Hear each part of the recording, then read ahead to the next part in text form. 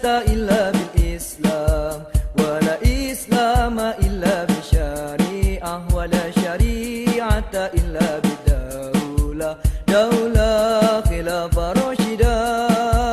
La izzata illa bil Islam, wala islama illa bi syari'ah, wala syari'ata illa bidaulah, daulah khilafah rasyidah.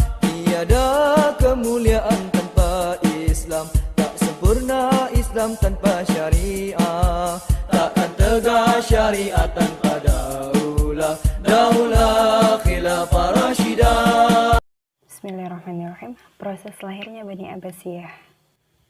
Bani Abbasiyah itu lahir pada tahun 750 Masehi, dan pendirinya sendiri itu adalah Abu Abbas, di mana Abu Abbas ini adalah pamannya Nabi Muhammad SAW. Bagaimana proses lahirnya Bani Abbasiyah gitu kan? Nah, proses terjadinya Bani Abbasiyah ini dimulai dari kemenangan yang diraih oleh Abu Abbas As-Saffan dalam sebuah perang terbuka atau Al-Zab melawan Khalifah Bani Umayyah yang terakhir. Yang kita ketahui kan, Bani Umayyah yang terakhir itu adalah Khalifah Marwan bin Muhammad. Nah, jadi pas mereka itu berperang, menanglah si Abu Abbas ini. Jadi secara nggak langsung berdirilah Bani Abbasiyah dan runtuhlah Bani Umayyah. Mulai dari tahun 750 Masehi tadi kan berdirinya Bani Abbasiyah ya. Jadi secara nggak langsung itu semua yang tadinya dikuasai oleh Bani Umayyah, kekuasaan Islam yang tadinya dikuasai oleh Bani Umayyah di bawah pemerintahan Bani Umayyah kini beralih fungsi, diambil alih oleh pemerintahan Abbasiyah. Itu semua bekas wilayah Bani Umayyah ya, kecuali kekuasaan Bani Umayyah yang ada di Andalusia. Itu Bani Abbasiyah enggak ngambil sama sekali, enggak dapat dikuasainya gitu. Nah, jadi dalam kurun waktu berapa lama Bani Abbasiyah menguasai kekuasaan Islam gitu kan? Selama 505 tahun. Mereka itu bisa mempertahankan kekuasaannya.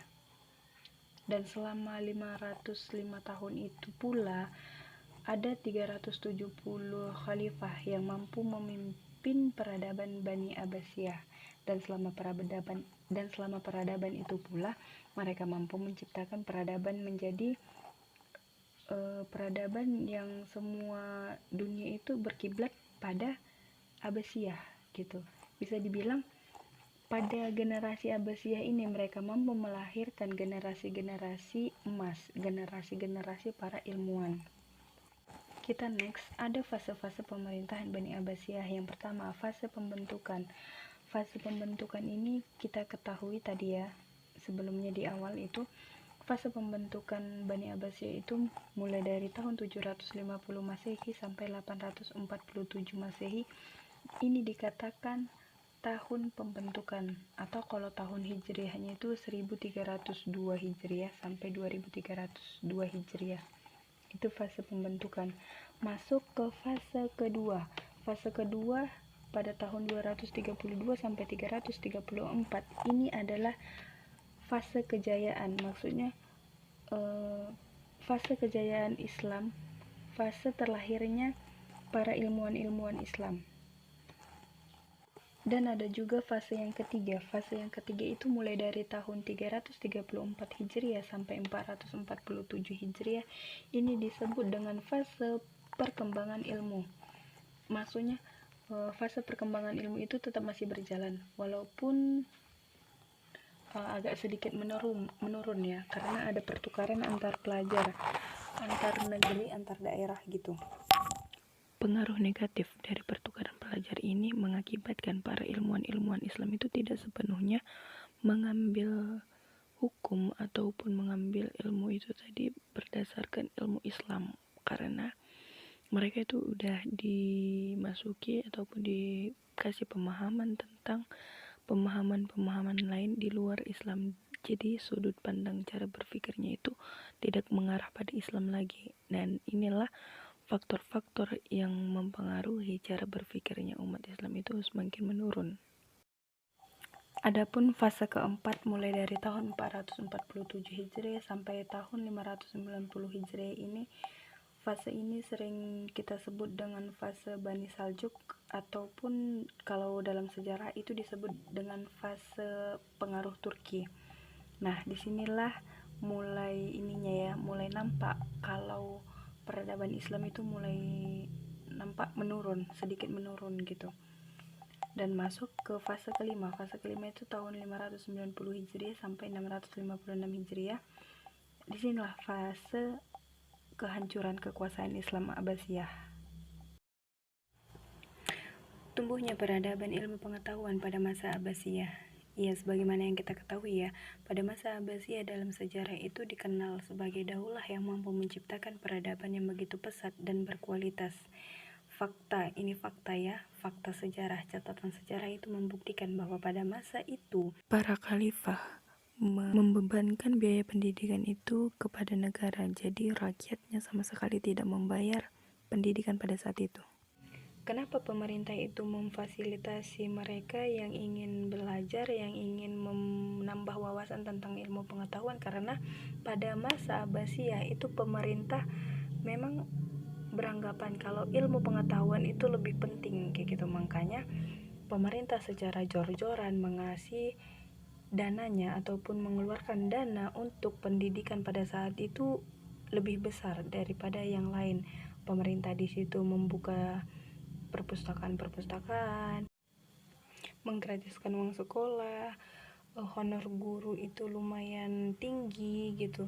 Bukan cuma guru aja yang dibayar tinggi. Para pelajar yang ingin belajar ataupun ingin menggali ilmu, mereka dapat bayaran dari pemerintah. Bukan cuma bayaran saja, mereka juga difasilitasi gitu dalam proses pembelajaran ini tadi, maupun penggalian ilmu. Pemerintah benar-benar memfasilitasi orang-orang yang ingin belajar dan mau mengajar. Dan semua itu hanya kita dapatkan pada kepemimpinan Bani Abbasiyah. Daulah mampu melahirkan para ilmuwan, contohnya yang sampai sekarang itu ilmuwan-ilmuwan yang kita kenal itu ya, yakni yang pertama Ibnu Sina. Ibnu Sina itu ahli di bidang kedokteran. Ada juga Ibnu Khaldun, bapak sosiologi Islam. Kalau ahli matematika sendiri itu ada Al-Khawarizmi. Kalau dari bidang astronomi itu ada Al-Fazari. Al-Fazari ini dia itu pencipta astrologi. Itu alat ya, suatu alat pengukur ketinggian dan jarak bintang. Kurang lebih untuk contohnya itu aja ya para ahli-ahli yang saya ambil dari ilmuwan-ilmuwan Islam yang terlahir dari generasi Abbasiyah itu tadi. Masih banyak lagi sih para ilmuwan-ilmuwan kita, tapi yang untuk jadi contoh hanya itu saja yang beberapa saya ambil. Bagaimana dengan pusat-pusat peradaban pada masa Bani Abbasiyah gitu? Banyak pusat-pusat peradaban pada masa Bani Abbasiyah itu banyak, bersamaan dengan tumbuhnya peradaban ilmuwan-ilmuwan itu tadi, maka pusat-pusat ataupun kota-kota di wilayah Abbasiyah itu banyak yang tumbuh dan menjadi kota-kota, pusat-pusat kota pada peradaban Islam kayak gitu. Yang pertama itu ada kota Baghdad, yang dimana kita ketahui ini kota Baghdad ini dibangun oleh khalifah yang kedua. Nama khalifahnya itu Al-Mansur. Pada tahun 1306 Hijriah itu dibangun. Tujuan Al-Mansur ini membangun kota ini untuk steril dari kelompok Syiah maupun kelompok Bani Umayyah. Jadi kayak untuk ini loh, kelompok si Umayyah yang kalah akan peperangan itu tadi. Nah, mereka itu difasilitasi dengan kota Baghdad ini tadi gitu. Dan di dalam kota Baghdad ini dibangun beberapa peradaban ya, seperti istana, masjid, madrasah, khutbah dan perpustakaan dan lain-lainnya. Dan pada masa kepemimpinan Harun al-Rashid, ini kota Baghdad ini dibangun menjadi lebih sempurna lagi dengan fasilitas-fasilitas pendidikan, kayak dibangunnya Universitas Nizamiyah dan perpustakaan Baitul Hikmah. Itu dilengkapi juga dengan fasilitas belajar yang lengkap gitu. Jadi untuk selanjutnya itu banyak mahasiswa dari berbagai penjuru dunia datang untuk belajar di kota Baghdad ini. Berarti ini salah satu peninggalan dari dinasti Abbasiyah. Dan yang kedua itu ada kota Samara kan. Ini kota ini dibangun karena kota Baghdad semakin sesak. Jadi tujuan kota Samara ini dibangun tadi karena kota di Baghdad itu semakin sesak. Jadi dialihkanlah ke Samara ini para penduduknya biar nggak terlalu sesak kali di Baghdad gitu. Yang ketiga itu ada kota Karka. Kota Karka ini dibangun oleh Khalifah Al-Mansur dengan tujuannya itu sebagai kota bayangan bagian Baghdad. Sama sih tujuannya itu tadi sama kota si Samara ini tadi kan, yang nggak lain dan nggak bukan itu untuk mengurangi populasi penduduk di Baghdad gitu. Apa aja yang udah dibangun di kota Karka itu gitu kan. Itu ada masjid, ada istana, ada madrasah, dan fasilitas pemerintah lainnya itu dibangun juga oleh Khalifah Al-Mansur. Dan ada kota yang keempat itu kota Anhar atau bisa disebut dengan kota Hashimiyah. Itu kota Anhar ini adalah kota tua yang dibangun oleh salah seorang raja Persia yang bergelar Heraklius gitu kan. Yang membangun kota ini adalah raja dari Heraklius pada saat dinasti Abbasiyah juga sih gitu kan.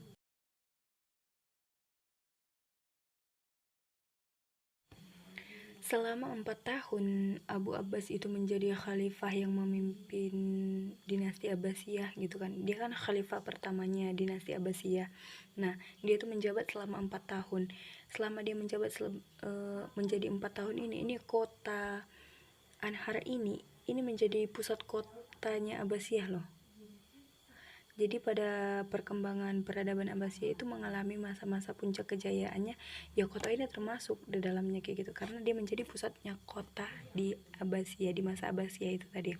Dan yang ke 1, 2, 3, 4, yang kelima sekarang ya, itu ada kota Bukhara dan Samarkand. Jadi dua kota ini terdapat di wilayah paling jauh di wilayah perbatasan dengan Mongol. Kota ini terlahirlah ulama-ulama seperti Imam Bukhari dan Imam Samarkandi. Kota yang terakhir yang tidak lepas dari peradaban Abbasiyah itu adalah Mesir. Ya, sejak dulu sampai sekarang ya, kota ini berubah-ubah namanya, mulai dari Mesir kuno ataupun Alexandria, Fustat, dan Cairo yang sekarang itu kita kenal dengan nama Cairo kayak gitu kan. Nah, pada saat wilayah ini dikuasai oleh Abbasiyah, berdiri beberapa universitas dan masjid. Nah, sampai sekarang pun kita ketahui ya kalau universitas yang ada di Mesir itu terkenal ya. Salah satunya itu Universitas Al-Azhar dan Masjid Qatul. Itulah beberapa peninggalan peradaban dari Abbasiyah gitu. Nah, jadi bagaimana pengaruh peradaban Islam terhadap dunia barat gitu. Jelas ya, sangat jelas pengaruh peradaban Islam terhadap dunia barat itu sangat erat kaitannya kayak gitu. Kenapa? Karena ilmu pengetahuan Islam itu masuk dan berkembang di daratan Eropa pada awalnya gitu, di wilayah Toledo, Cordoba, dan Sevilla. Itu kemudian mengalir ke negara-negara barat lewat para kaum-kaum pelajar barat. Nah, jadi pada masanya itu negara-negara barat itu pada kemasan Abbasiyah, orang-orang luar itu pada sekolah gitu ke daulah-daulah Abbasiyah, ke negara-negara yang Abbasiyah menguasai gitu. Jadi dengan adanya pertukaran pelajaran ini ya secara nggak langsung besar pengaruh peradaban Islam terhadap mereka kayak gitu. Sama halnya dengan pengakuan para ahli-ahli kebudayaan dan ahli ilmu pengetahuan barat mengatakan bahwa peradaban negara-negara barat itu banyak dipengaruhi oleh peradaban Islam gitu kan. Jadi sangat erat kaitannya peradaban Islam terhadap dunia barat, itu nggak bisa dipisahkan sama sekali. Kesimpulan dari materi hari ini dapat kita ambil bahwa maju mundurnya peradaban Islam itu tergantung pada sejauh mana dinamika umat Islam itu sendiri. Sejarah Islam juga mencatat bahwa salah satu dinamika umat Islam itu dicirikan oleh kehadiran kerajaan-kerajaan Islam seperti Umayyah dan Abbasiyah, karena Umayyah dan Abbasiyah ini memiliki peradaban yang tinggi, di antaranya memunculkan ilmuwan-ilmuwan dan para pemikir muslim. Masa kekhalifahan Bani Abbasiyah merupakan masa kejayaan umat Islam sepanjang sejarah. Pada masa itu, titik peradaban pemerintah bukan fokus pada perluasan wilayah yang banyak melibatkan kekuasaan militer, akan tetapi fokusnya mereka pada peradaban dan kebudayaan tentang ilmu pengetahuan.